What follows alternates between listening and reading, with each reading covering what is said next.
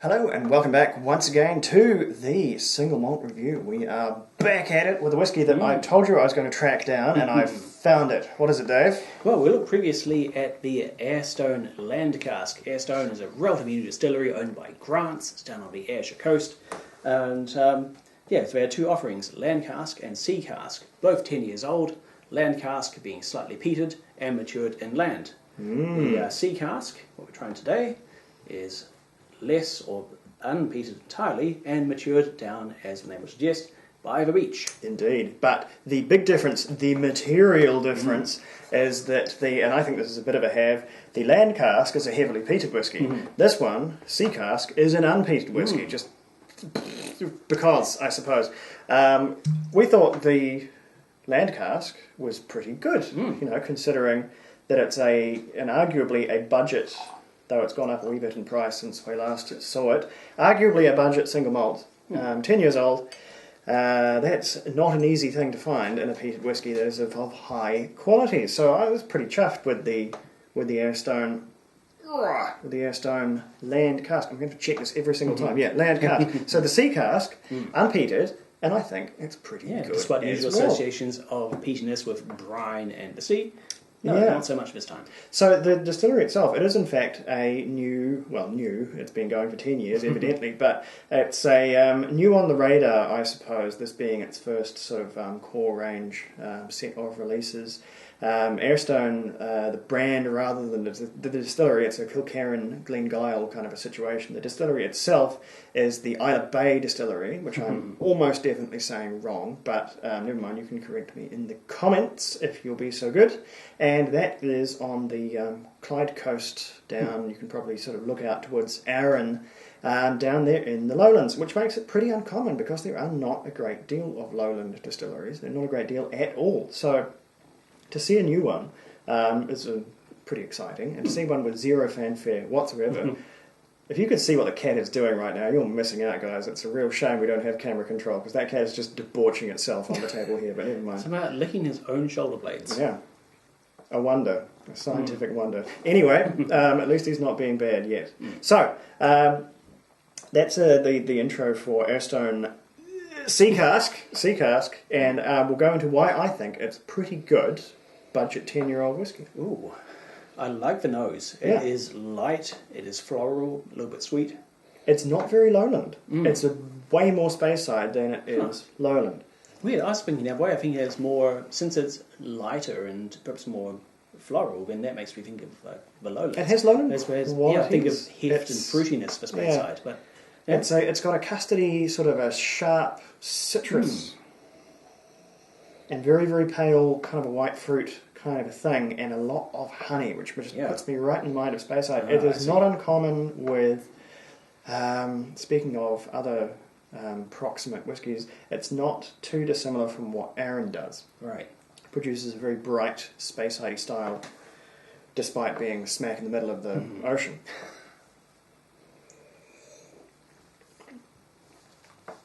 Oh, 40%, I should say. 40% undoubtedly coloured, undoubtedly chill filtered. There's just no way. This is not both of those things. There's quite a fiery alcohol prickle considering the age and that relatively restrained strength, but along with that there is a lot of flavour.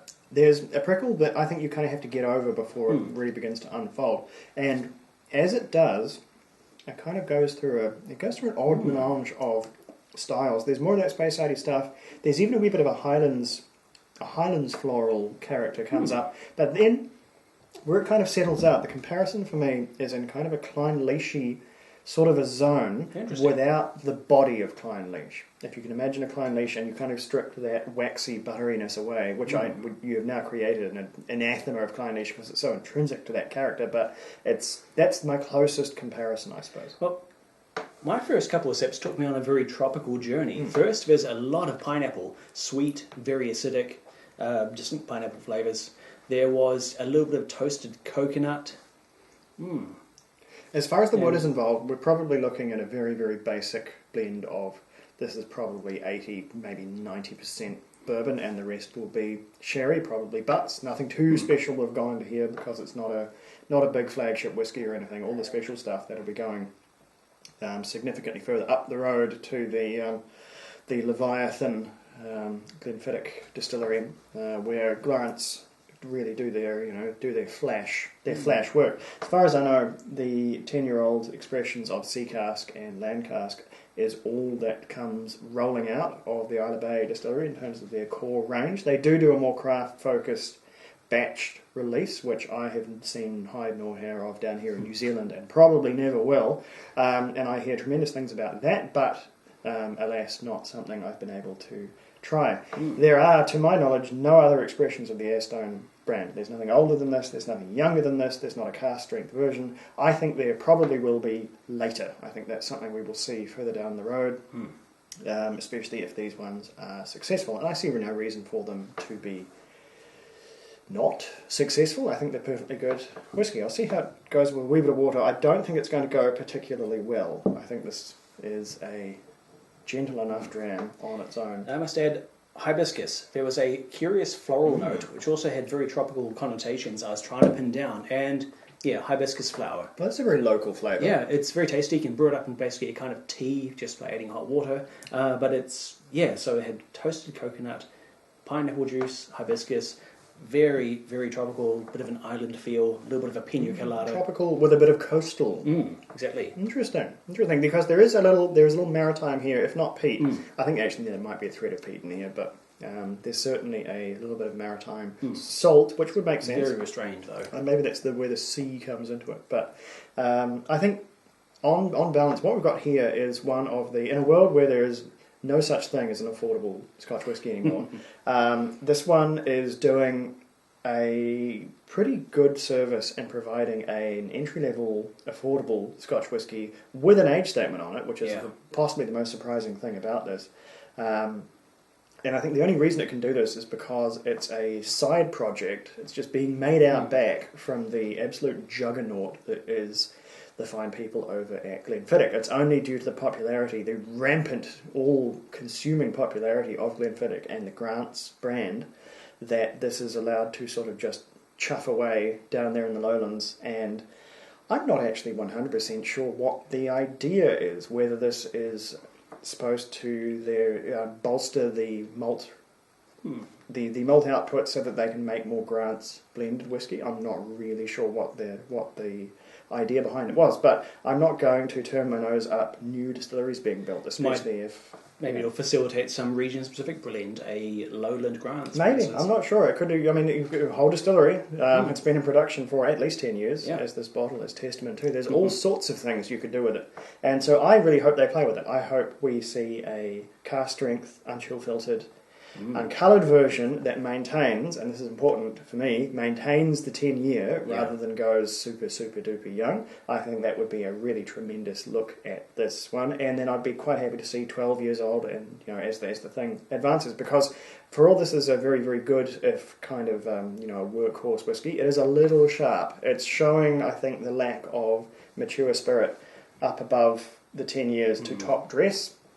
And that's something we've seen quite a few times before, and it's just a limitation of intrinsically young distilleries. When you're only 10 years old, then that's the maximum age you've got. So you can't tweak your age-stated whiskey with older stuff to kind of take those edges off, just to bevel it off a wee bit.